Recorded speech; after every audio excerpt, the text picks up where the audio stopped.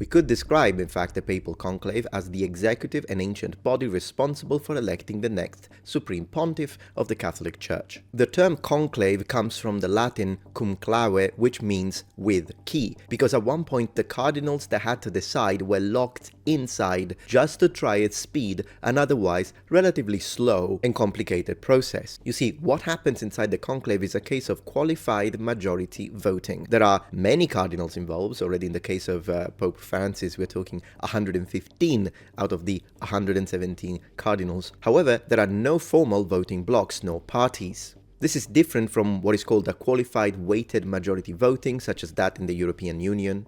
And even the way weight is given to the votes is different to that of the parliament, because inside the conclave each cardinal has the exact same weight when it comes to the importance and power of his vote. The voting body is composed of cardinals under the age of 80, each with equal vote, as we said. Now, what sets this aside is that it's a 2/3 majority, so it's not a simple majority, which is one of the reasons why sometimes these elections take forever. Not the case this time. Now, the reason why the process requires a 2/3 majority is because they try to ensure that a certain level of consensus rather than popularity determines the next Bishop of Rome. All of this happens at the heart of the Vatican City, which is an independent city-state of just 44 hectares and about 800 or so inhabitants. This is very small, but it does have a very high symbolic significance. Geographically, it's found inside Italy, but technically, it's its own state.